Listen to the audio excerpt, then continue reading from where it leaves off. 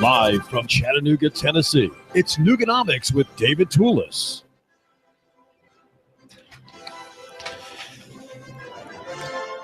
Boyd Patterson is an attorney. He's been one for 15 years. He's been involved in law enforcement for 13 years and has spent much of his professional career as an attorney in the district attorney's office, prosecuting crimes and other offenses here in Hamilton County.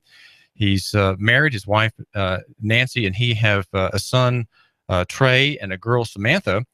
And we're going to be hearing from him regarding his new volume. It's about a 40-page book called A Chattanooga Citizen's Search for the Spiritual Foundation of Islamic Terrorism, which is available at Amazon. It's a very low-priced volume, helping with this work and looking over his shoulder, if you will, is and was at the time of its production Bassam Issa, who is an American Muslim. He is a developer. He's married. His wife Amani and he have 3 sons. And he is often viewed, consulted as a spokesman on Muslim dealings here in the Chattanooga area. He spoke when Bill Warner was giving his lecture here in Hickson not too long ago, and was extensively quoted at the time of the killing of the 5 military men by Mohammed Abdulaziz, and his name is Bassam Issa. So we have both of these men here in the studio, and I would like to thank you, our listener, for giving us a few minutes of your time.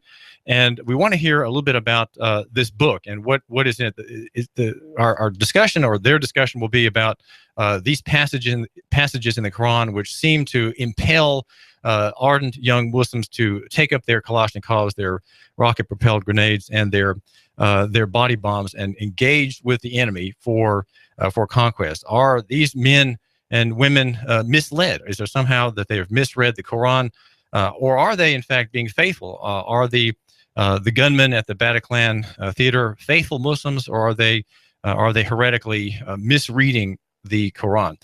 Boyd Patterson, tell my listener what the volume's about. Thanks, David. The volume came from September 11, basically. The fact that the people who struck the Twin Towers with airplanes and the Pentagon and the plane that crashed in Pennsylvania was done by people who claimed to be Muslims. So I got interested in reading the Quran at that point. So after that, I read it. I found some verses in there that seemed to support what the extremists were saying. There were verses in there about killing unbelievers, about do not trust Jews and Christians, and I made a list of those verses. Now, it didn't really come to the form that you have now until the shootings here in July. At that point, that's when I thought it would be extremely important for non-Muslims to know what's in the Quran. I assume Muslims know what's in the Quran, but I thought it was important for non-Muslims to know what's in the Quran as well, but also to invite the Muslims who condemn terrorism to step forward and to provide a context to let us know just what you asked, David. I mean, is this something where the extremists are interpreting it incorrectly, or are there in fact 2 branches of Islam? And I can tell you from reading it, for every verse that talks about violence, there seemed to be 3 or 4 that talked about peace. However, they both were in there. So for this project, I wanted to reach out to Bassam Issa, who has been a well-known community leader here in Chattanooga that has spoke very well, very knowledgeably about the Quran. So when I was putting the book together, I gave him a draft and wanted to make sure that it was fair. And so here we are. Okay. Peace upon you. My name is Bassam Issa, and my friend Boyd, he has come to me with the idea of the book, and he has given me the verses that he thought that would talk about violence in the Quran, and he asked me to answer those. So, and I will. And we probably will talk some more about those, but I'll give you an example of what Boyd has given me For example, was verse 191 out of chapter 2, and it says, kill them where you find them. But wait, the verse right before and after say different things. So this is taken out of context. For example, the verse before the one I just read, it would say, and it's chapter 2, 190, it would say, fight in the cause of God against those who fight you, and do not commit aggression. And what that means, as we understand it, means do not attack women, children, the elderly, or anyone who not fighting you. And that is the quote from the very early, the Ibn Abbas, which he was the cousin of the Prophet Muhammad, peace upon him. And then the verse after the one I read earlier, it would say, if they cease fighting, then let there be no hostility except against oppressors. So that is a classic misquoted verse that usually people do, and that is used, by the way, unfortunately, by both the likes of ISIS and Al Qaeda, which they think they're doing Islam when they use that, which is really they're doing Islam very big harm. But also, this is used by people that want to attack Islam that are non-Muslims, like, for example, what we had a while back with Dr. Warner. Another example would say in chapter 9:5, it says, slay the pagans where you find them. And we need to stop here because look at what's around it. It says, who is this verse referring to? The pagans. This refers to those pagans who violated their peace agreements by waging war at the Muslims.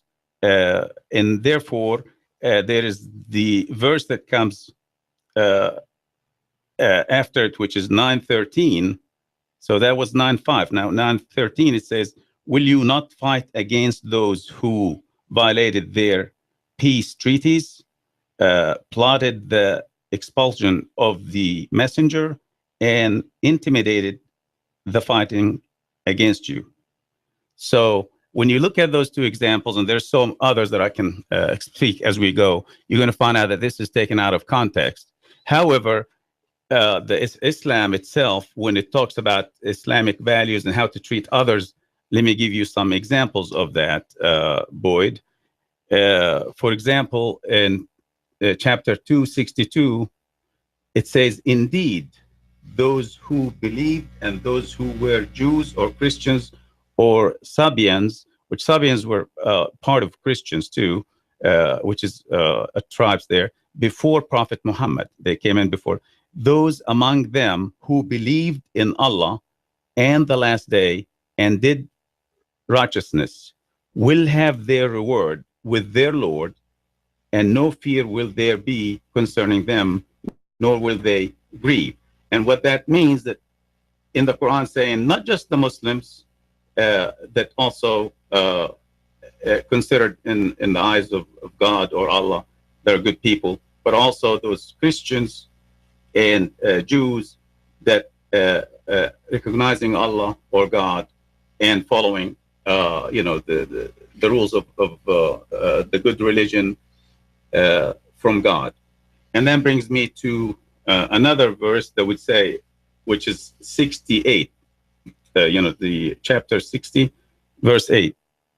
It says, Allah does not forbid you from those who do not fight you because of religion, and do not expel you from your homes, from being righteous toward them and acting justly toward them. Indeed, Allah loves those who act justly. We're hearing Bassam Issa. This is David Tulis. We have here on the mic also Boyd Patterson.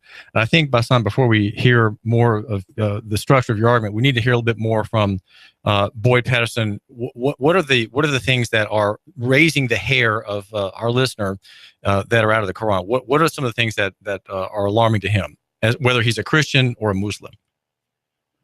Well, I can certainly say the things that made me curious and interested enough to reach out to those who know the Quran to ask it.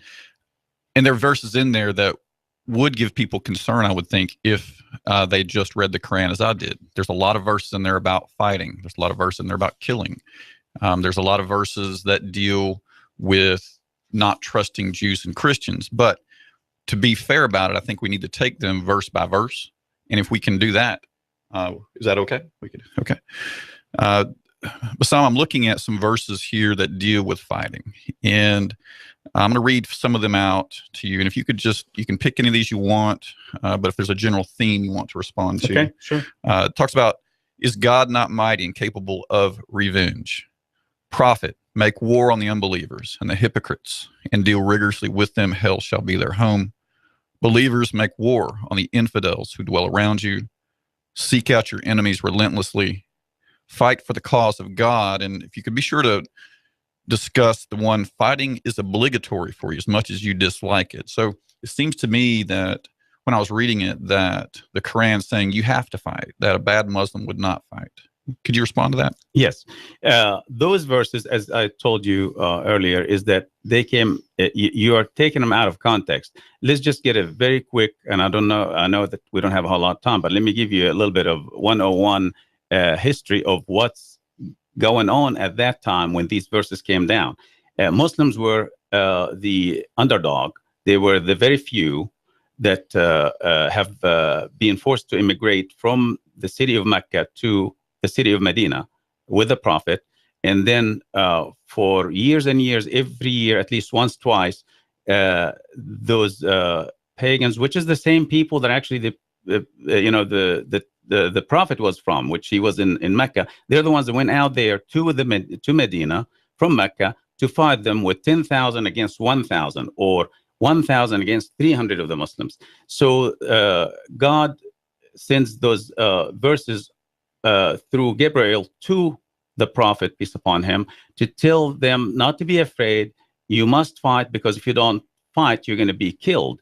So in this case, self-defense, you must fight. So when you see that and you say it's obligatory, it's basically as if we are today, somebody attack us here in the U.S., we're going to all get up in our neighborhood, scream, let's fight, and you must fight. This is your country. This is your home. You must do that. So if you do that, then and think of it of that context, it's nothing wrong with it. It doesn't say that you keep fighting throughout history or throughout hundreds of years. Others, they were talking about those people that were attacking the Muslims. And that's what I think might, if I hear you right, then these were verses that were true or should be followed or should have been followed in a historical context, but have no application in what the extremists are saying today. Is that correct? Correct. And the problem we have is that we have the likes of ISIS and Al-Qaeda, that would use those words and these verses to advance their cause of really initially is economical and political reasons. So it's nothing to do with Islam. And those people, if you look at their background and what they're doing now, all they're looking for in Syria and Iraq is all where the oil fields are, where there's money. And they've been backed by very, very few. You got 1.6 billion Muslims. But when you count those people, they are not, they, as far as percentage, as far as it's different. But yeah, they do a big harm, but we also do bigger harm as we make them look bigger and scaring the whole world. Yes, they do kill, they do things like that, but we need to put things in context today too, because what's happening if we don't do that, ISIS and Al-Qaeda will win. We have to be brave. We have to make them not divide us as Americans, whether we're Muslims, Christians, or Jews. We need to work together, and that's what we've been screaming loud as American Muslims, that religion is not the reason they're fighting. It's other reasons, and religion or the peaceful. And I'll give you a great example of that is the fact the Quran itself, when it looked at their role model, for the people to follow, it basically, who are the role models? I mean, we always follow and do what they do, right? So the prophets are the role models for us. When it brought from the days of Abraham all the way down to about 27 prophets, it had cleaned up, the Quran cleaned up their history. It did not bring the violence that they committed, like David, to have a wife, he had to go and kill 200 Palestinians or skin them before he can get married. Well, that was not brought up in the Quran. It was brought up in the Bible.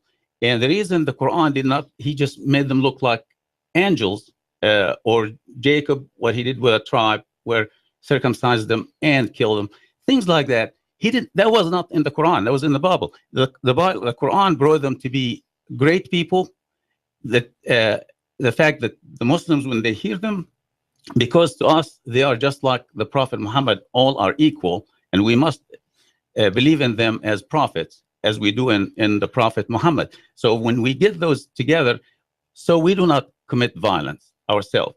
If we showed all these role models committed violence, then it's okay for us to commit violence. So the Quran softened that, and that's a great point in the sense that the Quran wasn't after violence. So let me ask you this then. I understand completely about the historical context that you're describing. Right. So if I hear you right, then ISIS, Al-Qaeda, the Al-Nusra Front, Hamas, all the organizations that currently use violence in the world, they're not acting as true Muslims. Is that correct? It's correct. Anybody that will and have committed any crime in the name of religion towards any civilians, and not in a battle, soldier to soldier, then they are committing terrorism, and it's not accepted by Islam. Can you tell us why Muslims who embrace peace, the peaceful verses in the Quran, why they also should have ISIS as their enemy? They do. Okay. And what are those reasons? What are the legitimate reasons that non-Muslims may not see, may not understand why peaceful Muslims also dislike ISIS? Yeah, I think it's the media mainly. It's not bringing in what the Muslims are doing here and overseas. Like ISIS is killing a lot more Muslims every day than they are killing non-Muslims. They actually, in Syria alone, there's 250,000 or maybe 300 that have been killed. The government may have killed 80,000 of them, but the rest of them have been killed by the terrorists and being terrorized. And there's 7 million of Syrians that have vacated, and they're immigrants everywhere. Mm-hmm. And there are also 7 inside that have gone to the government side, running away from the terrorists. So basically, therefore, the Muslims do believe that, and they scream out that ISIS and Al-Qaeda and the likes of them are terrorists, and they're not following Islam. But here we hear so much noise in the media that non-Muslims are not hearing the Muslims denouncing those terrorists, basically. So can you tell us why the terrorists, and I'll call them terrorists just to put them all in one blanket category, why Islamic terrorists are killing Muslims intentionally? I understand that it's happening, but as a non-Muslim, it may be more difficult for us to understand why extremist groups like the terrorists claim to be Muslim, mm-hmm. but they're actually killing other Muslims. Why would they do that? The reason they're doing that, because the Muslims, when they go into any town or village and with their gear and want to fight and do that, the Muslims do not like to live in those rules that these people do, because it's not Islamic. Sharia. It's not. They're taking even the Sharia out of context, just like they're taking the fighting out of context. Even on everyday life, they are bothering everybody on a personal level that Muslims are not used to to have. So basically, that's why Muslims do not like the life of these people the way they live on a daily basis. This is David Tulis. We're talking with Bassam Issa, whom you just have heard. He is an American Muslim. He's a developer here in Chattanooga, and he's talking with Boyd Patterson about Boyd's book. It's just appeared. It is a volume which spends most of its 200 pages. It prints out at 40 pages if you get the PDF version, but the printed version available at Amazon gives most of its space to passages out of the Quran that are the basis of jihadic acts of violence by Muslims here in this city and around the world. We are here at AM 1240 Hot News Talk Radio. Live from Chattanooga, Tennessee, it's Nooganomics with David Tulis.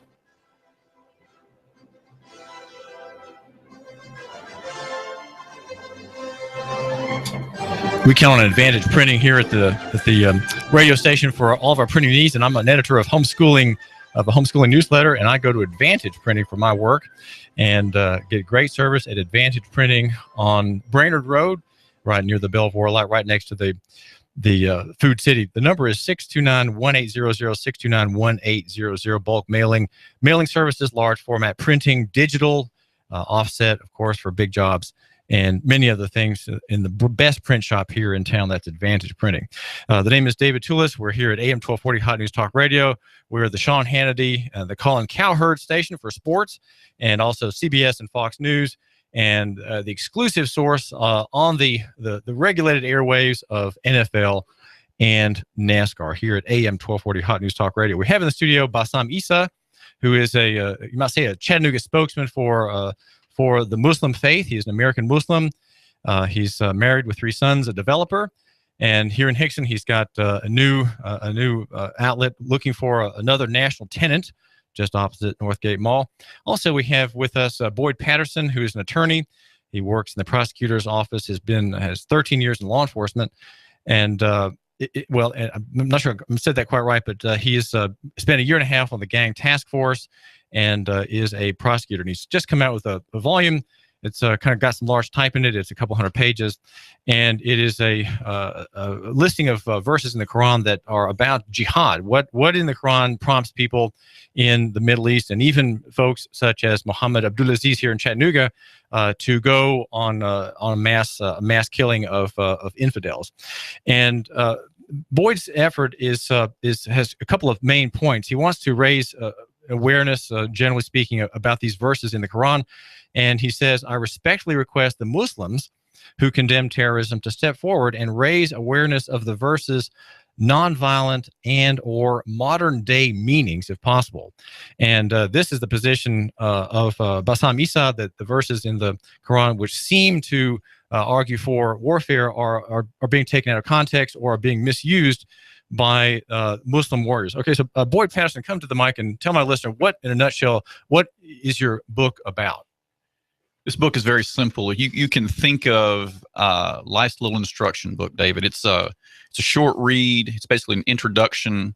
And for those of you who've seen life's little instruction book, you can see that this follows it. Instead of having verses that are used in other formats, these are verses from the Quran that seem to me to be used by extremists. Now, the 2 goals that I had in taking this were to raise awareness. First one was to raise awareness of non-Muslims about these verses. It just still astounds me, David, that so few non-Muslims have read the Quran after all that's gone on in the world. And so my first goal was to raise awareness of these verses for non-Muslims. But the second, and it has to go with the first, and that is to invite the Muslims who condemn terrorism, those who are on our side against ISIS, against the extremists, who condemn the use of these verses, to step forward and provide these explanations, to tell us that this, and by virtue of telling us, tell the Muslims who are perhaps taking this out of context why they're doing it wrong, why it does not apply. And that's my goal. Obviously, my credibility lies in being a non-Muslim with curiosity about this. Bassam Issa, and other Muslims who condemn terrorism are the ones who have to be the ones that step forward. That's been the effort. And that's what I hope will continue happening. Okay. So what I'd like to do, if possible, is to talk about abrogation. There's a concept in the Quran about abrogation. And I'll read it. If we abrogate a verse or cause it to be forgotten, we will replace it by a better one or one similar, which of course refers to, could refer to a couple of things, I guess. It could be verses that were previously revealed in the Bible and the Torah, as well as verses that were revealed at different points within the Quran. Do you have a response to that? Yes, sir. Boyd, I think, and I believe the following. When it comes to abrogation, that this verse and others mainly takes the stand that Islam abrogates the religions before, in the sense that all the books that came in, the Torah, the Bible, and the Quran, all one book in general. They came one message from God. And the same God sent Abraham and sent all the other prophets all the way till it came to the prophet Muhammad, peace upon all of them. So that's what it means, that the first time, the same message, the 10 commandments in every book. That's why the Quran calls the Christians and Jews are the people of the book. That book is his book, whether it's the Bible, the Torah, or the Quran. So when the Quran comes last and abrogates some of the verses or the concepts of what was in the other ones, based on history as things go by, what people need, because from the beginning of Abraham all the way to Prophet Muhammad, it was so long the time. So you get those people, and it's the final message from Allah, God, which means that if you look at the Islam, or the Quran, it talks about Abraham being a Muslim. What is a Muslim? Or Jesus being a Muslim, Moses being a Muslim. A Muslim is not a race. It's not. It means submission to God, recognizing God. He's the creator, and that's the submission, recognizing that. So every one of these prophets are Muslims. That's the stand of the Quran, and the abrogation comes to say, since they all came from the same God, they all the prophets of one God. So this is the final. The Quran is the final message. So that's what it talks about. So when the Quran has a verse that says, "Believers take neither the Jews nor the Christians for your friends; they are friends with one another," how does that fit into the concept you described about how all Christians, all Jews, all Muslims all pray to the same God and have again out of context? Mm-hmm. You've got Jews that were in Al-Madinah that had a written pact with the Muslims that when the people of Mecca come in to fight them, that they would fight with them. As I am American Muslim and you're American Christian, if somebody comes from out ISIS or otherwise, if I don't fight, or if you don't fight ISIS, then don't I have an argument with you and say, don't do that? Why did you do that? That's treason because you didn't fight our common enemy. That's what happened at the time that only Muslims fought and the others didn't fight, but also helped the people that came from Mecca to attack the people, the Muslim in Medina, help them in the fight against the Muslims. That's what it refers to in historical sense. I'm clear. Okay, thank you. Okay. So there's another list of verses I'll read to you, and you've touched on these. Well, what about David Tulis here? What about the second part of abrogation? There are two parts: abrogation of earlier verses in the Quran, abrogated by later verses. What about that? Can we follow up on that question? Okay.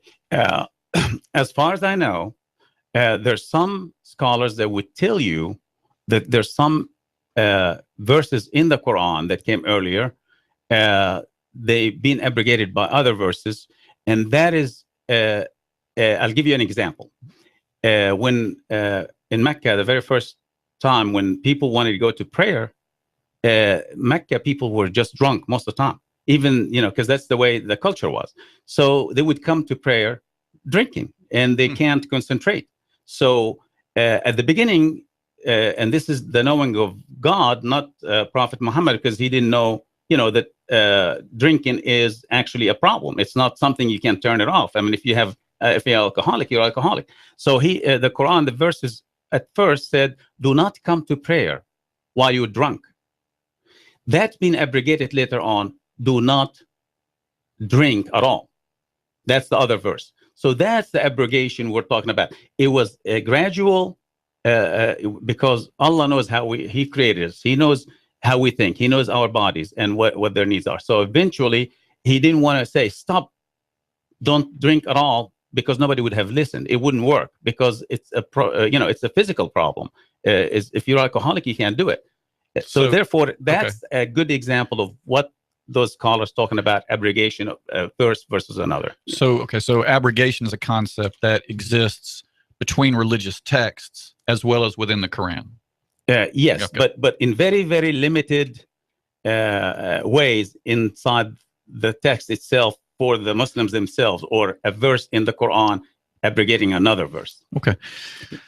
In the interest of time, let's go ahead and go to some of these other verses. I think these are the ones that readers who have not read the whole Quran, but were looking for verses that support some of the extremist views, may find those, as David said earlier, very concerning.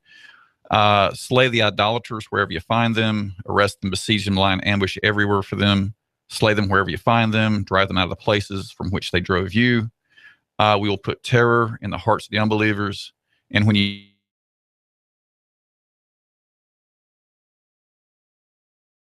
just said 9, 5, and 2, 1, 91 is what I answered earlier on, and I brought you the verses after and before. Right. So one of the things I noticed when reading the Quran Psalm was the use of the word terror. And I understand this is an English translation, but it jumped out in a few places.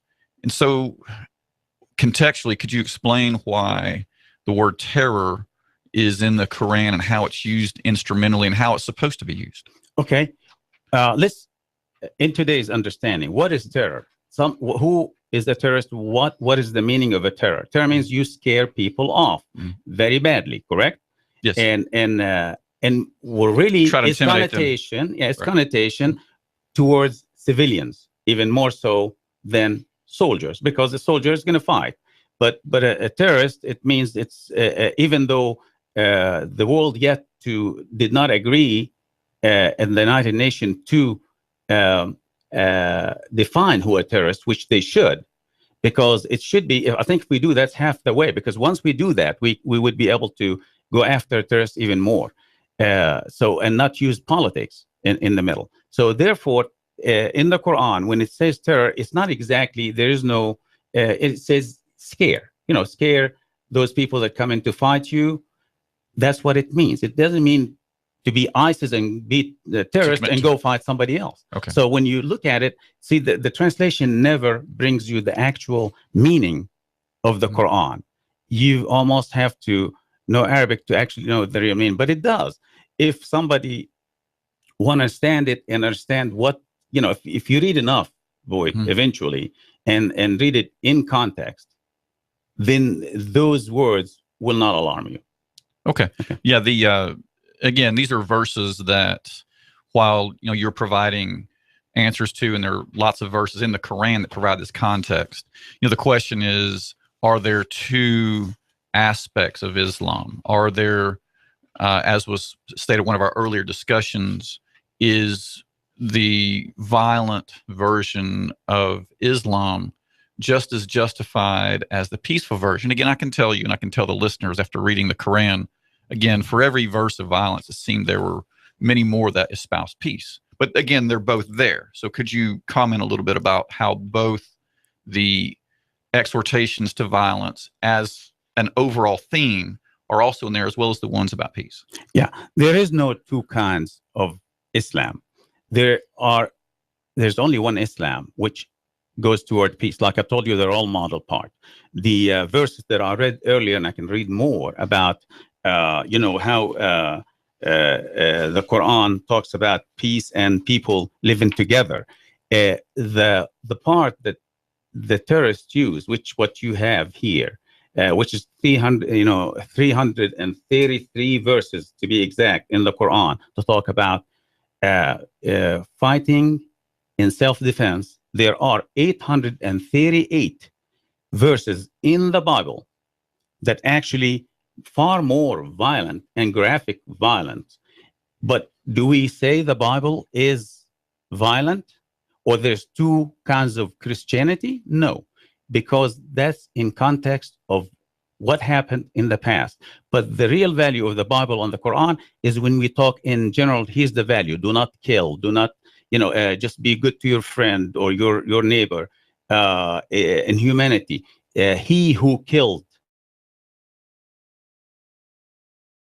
Quran says, who soul as if he kills all humanity, and he who saves a human soul as if he saves all humanity. That is the creed. That's the law of Islam. The others is out of context, and only when they were fighting, and they were not 99.9. They were not fighting anybody but the people that are actually not of any religion. People that were people of Mecca that were coming after them. They were not fighting Christians or Jews. So again, it's a historical context. Correct. That you're saying. Very well. So one of the ones that has I'd like to, if I don't want, but I'd like to just get a couple of these verses of the Bible. Sure. That would give an example to the listener. One would be number 7 here. Make ready to slaughter the infidels' sons for the guilt of their fathers, lest they rise and possess the earth and fill the breadth of the world with tyrants. That's one verse in the Torah. And then the other one comes, then I heard God say to the other men, follow him through the city and kill everyone whose forehead is not marked. Show no mercy, have no pity. Kill them all, old and young, girls and women, and little children. And these are verses from the Torah, correct? Yes, okay. and that is far more violent than you would see in those out of context verses that you have put in your book. I hear what you're saying, that if I hear you correctly, I want to make sure that just as those verses existed in a certain time and place that were no longer in, the same should apply to the Quranic verses that have been identified in my book and other places too, that they may have been justified back in the day when it seemed everyone was killing everyone, but they no longer have self-defense. As self-defense, always been as self-defense. Even then, Muslims did not kill people to kill people because of religion. There's no compulsion in religion. Well, hang on. Well, I just want to make sure that the listener understands clearly the distinction here. Right. The verses that you read about certain cities were specific cities that existed in the exhortation that's in the Bible to kill everyone may or may not have justification in, but certainly was in that context and has no application now. It does not. Right. It does and the same thing applies to the Quranic verses that talk about slaying, killing, fighting. And I understand you said in self-defense, but the examples that were given. They do not apply today. Okay. Thank you. Do not apply today at all. And I'd like to also just get a couple of other verses in the Quran, which is 3:3, chapter 3, which says, he has sent down upon you, O Muhammad, the book in truth, confirming what was before it, and he revealed the Torah and the gospel. This is what I told you a little while ago, when the Quran or the Islam say they think of all the books came from God, and Islam or the Quran abrogated the other books and put them all in one context, as if you would come 10 years down the road and do another book, the same book, but you rewrite it to fit more. The current times. That's right. Okay. So that's basically that's a great concept that way to understand it. But the other thing I want to talk about also, we condemn as Muslims, every Muslim in the world, but especially us as American Muslims, we're no different from any other American. So we condemn any violence against anybody, whether it's because of religion or otherwise, even domestic violence, husband against wife, or somebody against his friends or his workers. And I have here, and I think you guys look at this, and I do have We have printed that, and this is accurate, and you can go and find it on the internet. It's about how many mass murders have happened this year in 2015 so far. And you will find out there is 353 mass murders that are being committed in the United States, and 3 of them only Muslims. The rest of them are non-Muslims. And I would say the fact that we are mostly a Christian nation here, that most of them will be by Christians. Does that mean that religion of the Bible or the Christianity is what caused that? Or because it's not just about somebody declaring, hey, I'm doing it because I'm a Muslim, but also Jesus said that if somebody hit you on one cheek, turn the other cheek. Well, apparently this is not part of this. Let's see if we can agree on this one thing for sure. And that is that killing in the name of religion. Or anything else. Well, self-defense, going to war. I'm willing to understand, the necessity for that. But killing in the name of religion is murder and wrong. Correct? Correct. Okay. Whether it's Christian, whether it's Muslim, whether it's an abortion clinic that gets shot up, whether it's the shooting that happened in San Bernardino. What about abortion? And abortion stand like Islam stands on abortion, that it's illegal, but he does not tell anybody to go harm somebody because they committed abortion. That's between God and that person. Well, we don't take things in our own hand. The Quran does not allow Muslims to take things into their own hand if somebody did something wrong or against the religion. Okay. Yeah. Right. So the Republican debates are tonight, Bassam, and one of the topics that's going to be addressed is Donald Trump's comment about banning all Muslims temporarily, permanently. What are your thoughts on that, and how do you think that might impact the struggle we're in against ISIS? Well, I think everybody weighed into what he has said before. And I was so happy when I was at the Bill Gillian, the district attorney, going away party, that a lot of prominent people came to me. They made a point to come to me and tell me that they do not agree with Mr. Trump. I think it just makes America of a different America. It's not the America we know. America is a country that big enough for everybody. And also, if we do what Trump is saying to do, then we actually lose the value that we lived for. And that's what I was going to ask. Last question. How would banning Muslims in the United States, how would that help our enemies, our common enemies in ISIS? It actually would hurt us, and we'll get more people, because that's what the terrorists said. That's what ISIS said when the immigrants of Syria were, a lot of people said, let's not bring them in. They love that because they think, well, if they're forced to come back, we can recruit some of these people because they'll be desperate. Boyd Patterson, thank you very much. Thank you. I'm here. What do you want me to? Thank you very much. We're here, and we're wrapping up this conversation with Bassam Issa. This is David Tulis. We're talking with Boyd Patterson, the attorney. He's just come out with a book called Spiritual Foundation of Islamic Terrorism. And I want to thank you, and also you, Bassam Issa, for joining my listener and me here at AM 1240 Hot News Talk Radio. We're hearing your view about Islam being largely a Pacific system of thought and faith. It is, and he says that we've got one quick comment. Thank you so much, David, for having us. I think it's incredibly important for non-Muslims to understand what's in the Quran and to give opportunities for our American Muslim allies to step forward and condemn it.